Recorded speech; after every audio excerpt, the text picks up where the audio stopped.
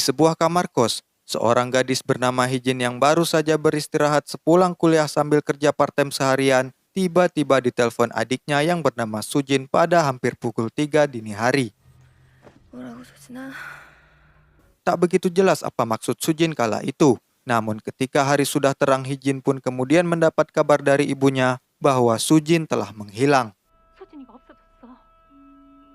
Mendengar hal itu, Hijin pun langsung pulang ke hunian nomor 1308, apartemen tempat ibu dan adiknya tinggal, yang mana si ibu sendiri tak tahu menau, karena saat ia pulang dari gereja, Sujin sudah tidak ada. Namun yang mengherankan, bukannya lapor polisi, si ibu malah mengajak Hijin berdoa dengan harapan Sujin bisa kembali dengan sendirinya.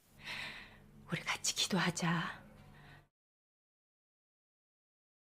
Berpindah ke sebuah rumah sakit, kita diperkenalkan kepada seorang detektif bernama Taehwan yang anaknya sedang dirawat di sana karena suatu penyakit yang sepertinya lumayan serius. Si anak bernama Ji-eun menanyakan kepada ayahnya kapan ia boleh pulang. Taehwan yang kasihan dan sebenarnya juga tak tahu harus menjawab apa, kemudian hanya bisa menjanjikan segera agar Ji-eun bisa tenang. 나 집에 언제 가?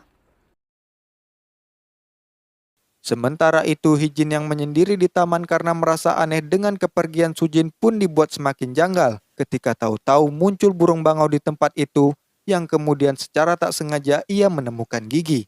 Lalu saat ia mencoba memungutnya, tiba-tiba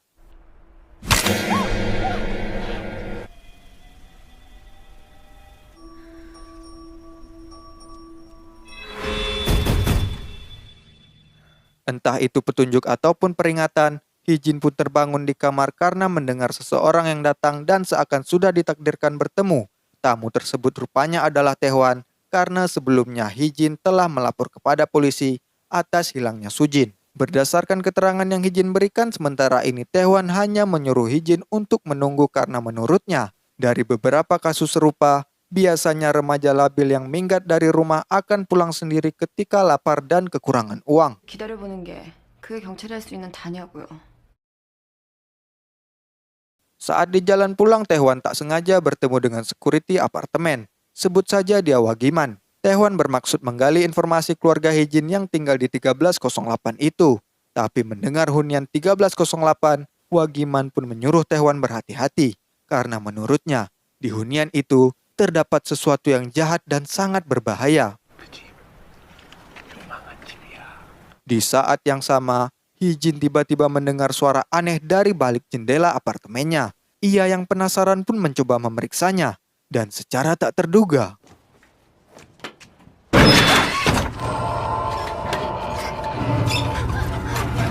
Hijin pun dikejutkan oleh seorang tetangganya yang mengambil jalan pintas. Akan tetapi tak hanya Hijin. Kemudian Taehwan dan Wagiman yang masih berbincang di bawah pun tak kalah kaget dengan seonggok tubuh yang berasal dari atas tersebut.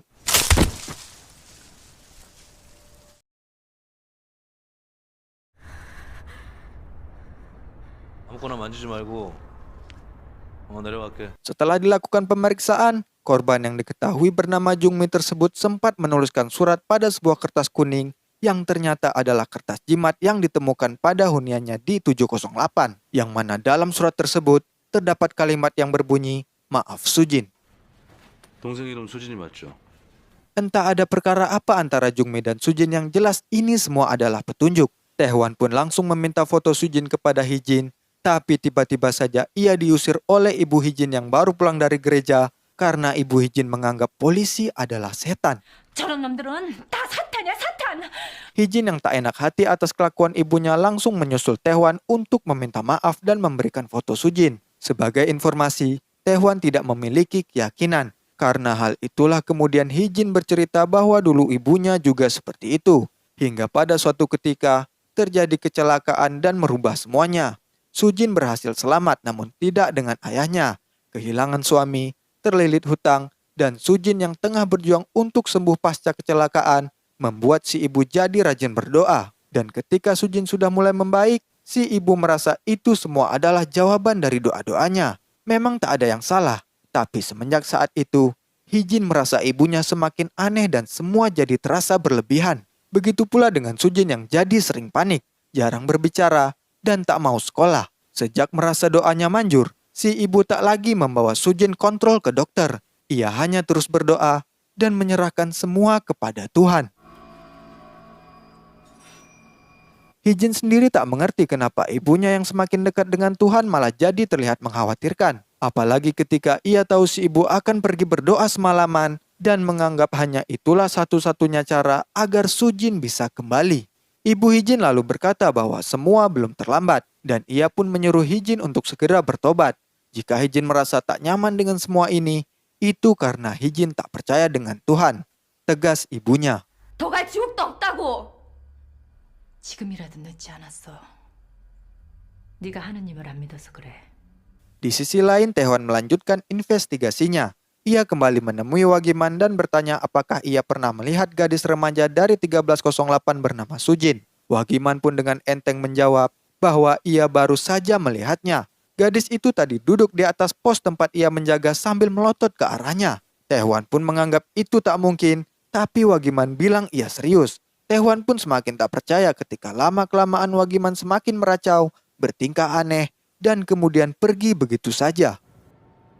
저기 앉아가지고 날 이러. 아저씨 왜 이래? 미쳤어? 발발발. 내가 뛰어 하면 서울대. Keanehan Wagiman di malam itu pun seolah dijawab esok paginya setelah ia ditemukan tak bernyawa. Bisa jadi ada entitas misterius yang tidak senang karena Wagiman berpotensi membongkar rahasia yang sepertinya memang benar ada di tempat tinggal Ibu Hijin. Wagiman diketahui muntah-muntah tak wajar, dan di antara bubur nasi yang berserakan itu, Taehoan menemukan sobekan kertas warna kuning yang tak disangka mirip dengan kertas jimat yang digunakan Jungmi untuk menulis surat.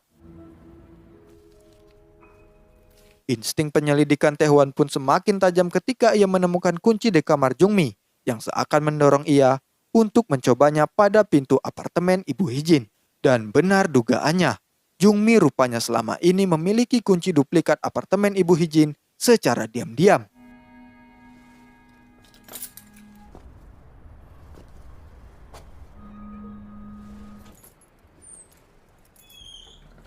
Sejurus dengan itu, muncullah seorang wanita yang mengaku akhir-akhir ini dekat dengan Ibu Hijin. Kita panggil saja dia Sumirah. Taehoan bertanya kepada Sumirah apakah ia kenal dengan Jungmi. Sumirah mengatakan, sebenarnya Jungmi adalah teman gereja ibunya Hijin. Mereka lumayan dekat. Jika Ibu Hijin tidak ada di rumah, Jungmi lah yang membantu menjaga Sujin. Hingga pada suatu hari, Sujin bertingkah aneh. Sujin yang jarang berkomunikasi tiba-tiba bisa tahu masa lalu Jungmi yang ternyata telah ditinggal ayahnya sejak kecil. Dan hal itu sangat tak masuk akal serta membuat Jungmi ketakutan. 나와서 밥 먹어. 창식이가 울어. 창식이가 불쌍해. 신기한 건 그 처자가 기분이 더 이상 연락하지 말아라. 나한테 아버지는 없다. Taehoan jelas tak mau percaya begitu saja dengan cerita Sumirah. Ia lebih memilih fokus pada penyelidikan dengan bukti-bukti nyata yang kemudian membawanya pada temuan CCTV di malam sebelum Wagiman ditemukan tak bernyawa. Dari rekaman tersebut, Taehoan melihat Wagiman seperti membakar kertas kuning yang lagi-lagi mirip dengan jimat yang ia temukan di kamar Jungmi. Rekan Taehoan pun berkata, di apartemen itu, kabarnya ada seorang dukun yang diduga adalah orang yang membuat jimat tersebut.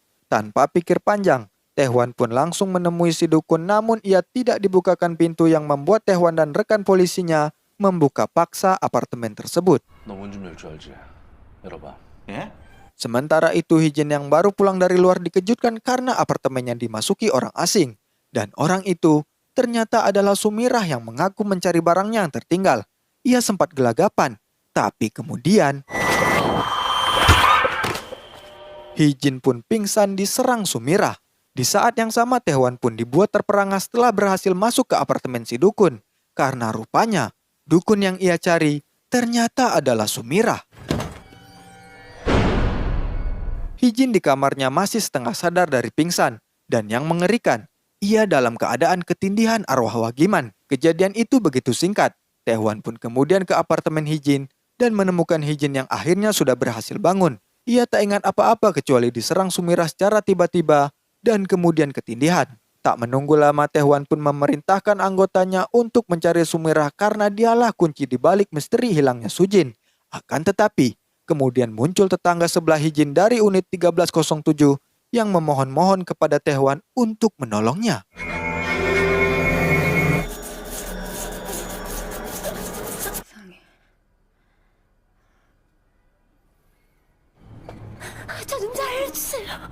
Tak jauh beda dengan Wagiman sebelumnya. Wanita yang bernama Sukyung itu mengaku melihat Sujin di dalam apartemennya, yang ketika diperiksa, jelas sudah tidak ada. Akan tetapi Taehwan kemudian menemukan bekas tempelan kertas jimat di dinding Sukyung, yang tak salah lagi. Sukyung pastinya kenal dengan dukun yang ada di apartemen itu.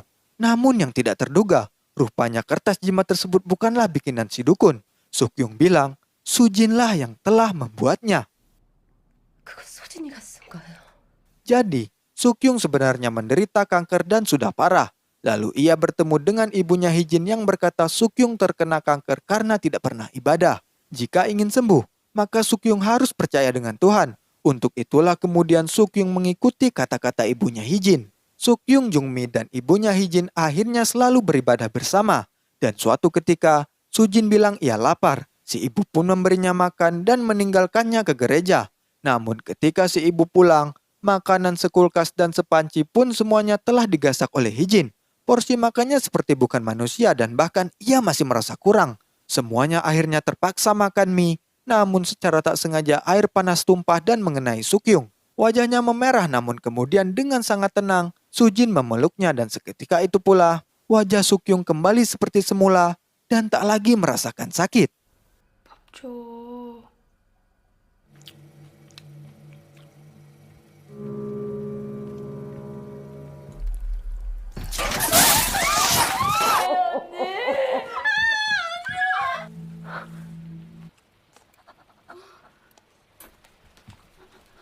Akan tetapi, semakin lama perilaku Sujin semakin tak karuan yang membuat Sukyung terganggu dan tambah ketakutan. Ia yang tak tahan pun akhirnya memanggil Sumirah untuk membantunya menangani Sujin. Karena sudah pasti ibu Sujin yang taat tak akan setuju dengan praktik perdukunan, mereka pun melakukannya secara diam-diam. Sumirah telah membayar Wagiman untuk mengatur kelancaran rencana mereka. Dan Sumirah jugalah yang menyuruh Jungmi menduplikat kunci apartemen ibu Sujin. Ketika ibu Sujin sedang ke gereja, saat itulah mereka melancarkan ritual untuk mengobati Sujin yang mereka anggap kerasukan. 뭐가 뭔지 도무지 알 수가 없어서.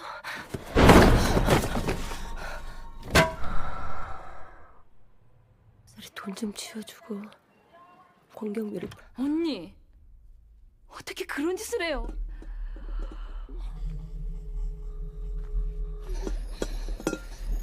또 모르니 자손이 아이고 일러주고 일러주시옵소서.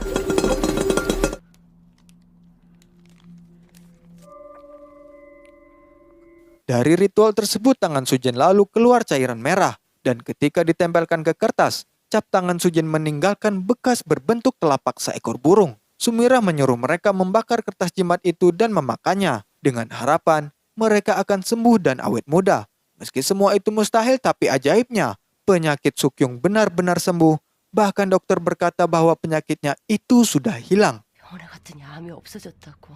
어떻게 된 거냐고. Belum selesai dengan kasus yang merepotkan ini, Taehwan lalu ditelepon bahwa kondisi Ji-eun di rumah sakit semakin mengkhawatirkan. Di tengah keadaan darurat tersebut, coba tebak, kira-kira apa yang akan Taehwan lakukan agar anaknya sembuh? Iya, tepat sekali. Taehwan pun akhirnya mulai berpikir akan menggunakan jimat untuk Ji-eun karena terpengaruh oleh cerita kesembuhan Sukyung. Namun untunglah, Taehwan dicegah lalu dimarahi istrinya dan disuruh membuang segala niat dan barang tahayul seperti itu.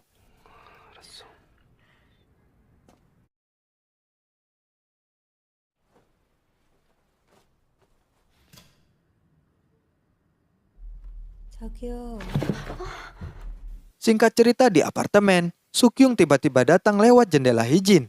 Dengan gelagat mencurigakan, ia sekonyong-konyong mengatakan bahwa Sujin ternyata ada di basement. Sukyung yang kemudian meracau lalu kembali ke kamarnya. Hijin pun segera menyusul, tapi ketika ia sampai di apartemen Sukyung, 지하실에서 봤어요? 안 가봤죠.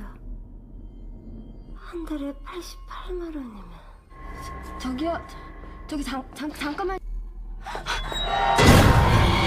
sungguh mengherankan karena Sukyung tiba-tiba sudah ditemukan tak bernyawa sama seperti Jungmi. Rentetan kejadian Jungmi, Wagiman, dan Sukyung semuanya mirip. Mereka awalnya bercerita tentang Sujin, kemudian meracau dan tamat. Seperti ada sesuatu yang merasuki dan mengontrol mereka. Hijin yang tak bisa tinggal diam pun segera mengecek ke basement, namun di sanalah rupanya Sumirah bersembunyi. Melihat kedatangan Hijin, ia kemudian lari ke lantai paling atas dan di sanalah akhirnya Hijin berhasil menyergapnya. Sumirah akhirnya jujur. Sebenarnya semua ini menjadi semakin buruk karena Sukyung. Dialah yang terus menginginkan jimat itu dari Sujin. Sementara Sujin tidak selalu kerasukan, yang berarti tidak bisa selalu menghasilkan jimat. Walhasil, Sukyung yang sudah ketagihan memakai jimat untuk kesehatan dan awet muda pun tetap menyuruh Sumirah melaksanakan ritual yang akibatnya sesuatu yang tidak diharapkan dan sangat mengerikan pun kemudian datang.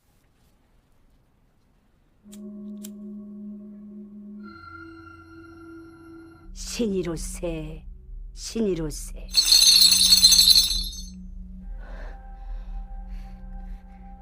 Ritual tersebut sepertinya mengundang kemarahan sesosok makhluk tak dikenal yang kemudian mengutuk mereka berempat. Tapi malangnya, makhluk yang merasuki Sujin itu pun keluar secara tiba-tiba yang membuat Sujin terjatuh.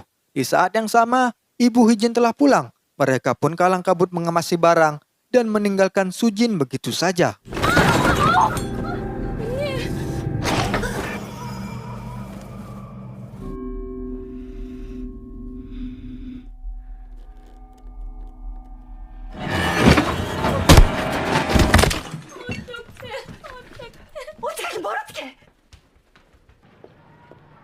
Mendengar cerita itu, Hijin yang emosi lalu menyerang Sumirah. Namun ia terhenti karena laporan polisi menunjukkan hal yang janggal. Hijin sebelumnya bercerita pada Taewon bahwa ia sempat bertemu dengan Sukyung jam 7 malam. Sedangkan surat keterangan polisi menyebutkan Sukyung telah ditemukan tak bernyawa 8 jam sebelumnya. Yang berarti sesuatu yang berbicara dengan Hijin malam itu sebenarnya adalah roh Sukyung. Karena kepolisian tak mungkin menerima laporan seperti itu, Taewon pun jadi ragu kepada Hijin dan curiga ia telah berbohong. 그 여자랑 얘기도 했는데 정말이에요? Satu-satunya orang yang belum terjamah adalah si ibu. Hijin sendiri sulit menghubungi ibunya yang jarang di rumah. Mereka pun kemudian tancap gas ke gereja untuk menemui ibu Hijin. Namun pendeta gereja tersebut mengatakan bahwa ibu Hijin sudah sebulan tidak ke sana. Karena mungkin saja ibu Hijin telah pergi ke gereja lain. Si pendeta bercerita, sebulan yang lalu, Ibu Hijin membawa Sujin ke gereja itu dan mengatakan bahwa Sujin mendapat keajaiban. Sesuatu yang suci ada dalam diri Sujin dan si ibu menganggap Sujin adalah juru selamat.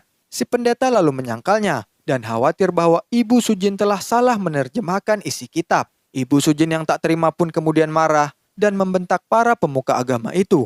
Lalu ia tak pernah lagi kembali ke sana. 눈이 어두워지니 사찰의 자식들아! Kini terjawab sudah bahwa Ibu Hijin memang tidak beres dan salah kaprah menjalankan agama. Taewon pun lalu memerintahkan anak buahnya melacak Ibu Hijin lewat lokasi handphonenya dan didapatilah bahwa Ibu Hijin sebenarnya tak pernah ke gereja karena lokasinya selalu ada di sekitar apartemen.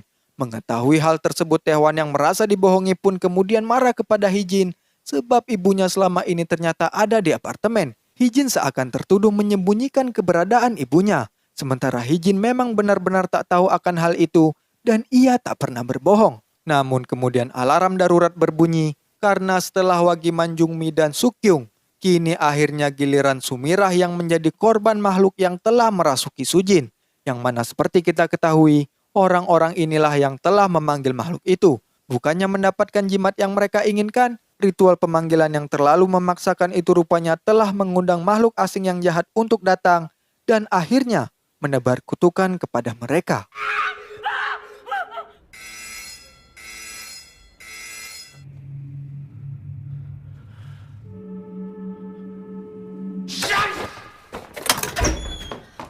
Di tengah situasi geger itu, Hijin pun kabur ke apartemennya untuk membuktikan apakah ibunya benar ada di sana. Dan ketika kamarnya didobrak, si ibu memang benar-benar tidak ada sebagaimana yang ia yakini. Sejurus dengan itu, Taewon pun menyusul lalu menggeledah serta memaksa Hijin mengatakan di mana sebenarnya si ibu dan Sujin.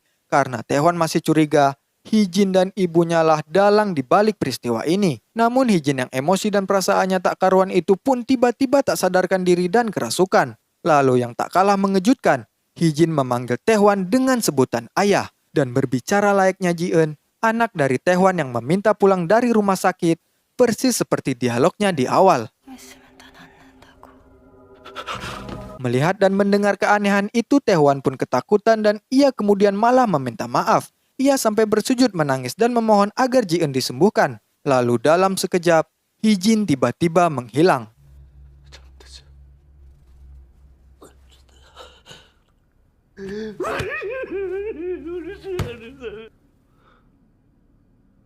Begitu Hee-jin sadar, tahu-tahu ia sudah di atas gedung apartemen. Ia seakan digiring dan dibawa oleh makhluk yang merasukinya ke tempat itu. Hee-jin pun kemudian curiga dan rasanya ingin sekali naik ke bangunan yang lebih tinggi. Karena ternyata di sanalah selama ini si ibu dan Sujin berada. Si ibu yang selama ini mengaku ke gereja nyatanya hanya bolak-balik ke sana untuk menemani jasad Sujin. Cerita aslinya, saat si ibu pulang, apartemen sudah berantakan bekas ritual dan Sujin sudah tergeletak. Kata-kata terakhir yang diucapkan Sujin adalah, "Tolong bangunkan ia ketika Hee-jin sudah pulang." Dan itulah sebabnya, karena Hee-jin sudah di sini, si ibu merasa sekarang adalah saat yang tepat untuk membangkitkan Sujin. Si ibu yakin Sujin adalah manusia yang dipilih untuk jadi penyelamat, dan ia telah berkorban untuk menghapus dosa-dosa keluarganya. Si ibu mengajak Hee-jin untuk berdoa lebih banyak agar Sujin segera bangkit dan membawa mereka ke surga. Melihat tingkah ibunya yang semakin menakutkan, Hee-jin pun jelas menolak.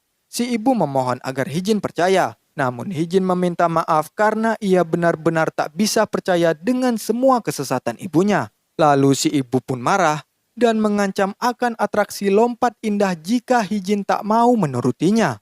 Dan kemudian 서진이 이제 일어날 거야. 그때도 다시 살아났잖아. 난 엄마 말 못 믿겠어. 그러면 너도 구원받을 수 있어. 이러면 믿겠어? 완전히 미쳤구나. Hee-jin berhasil menangkap tangan ibunya. Tapi yang disayangkan, Hee-jin tak bisa bertahan lebih lama.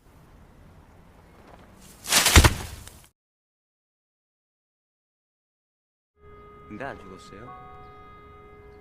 Polisi pun akhirnya mengevakuasi para korban. Namun ajaibnya Hee-jin yang ikut terjatuh pun ternyata berhasil selamat karena ia mendarat di atas tubuh ibunya. Sebagai penutup, adegan pun pindah ke rumah sakit.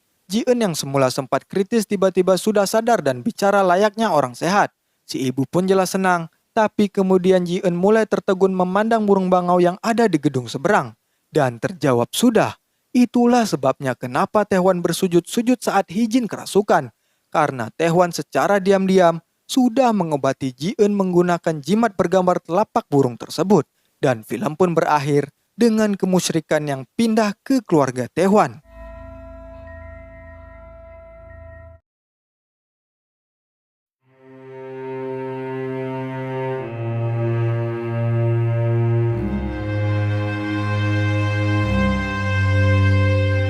Manusia sangat mudah berubah sesuai situasi serta tekanan, dan keadaan darurat biasanya akan mengungkap sifat asli manusia. Tae-hwan yang semula tak percaya apapun malah kemudian berubah percaya kepada jimat ketika keadaan Ji-eun semakin mengkhawatirkan. Ibu Hee-jin menjadi sangat taat setelah kecelakaan yang menimpa Sujin, namun sayangnya ia menjalani hal tersebut dengan cara yang keliru. Akan tetapi, untuk asal-usul makhluk yang merasuki Sujin dan kaitannya dengan burung bangau, jujur saya juga tidak tahu, karena di filmnya memang tidak dijelaskan. Bisa jadi karena trauma pasca kecelakaan serta kehilangan ayah membuat jiwa Sujin terguncang dan pikirannya sering kosong, sehingga Sujin menjadi mudah dimanfaatkan oleh makhluk jahat.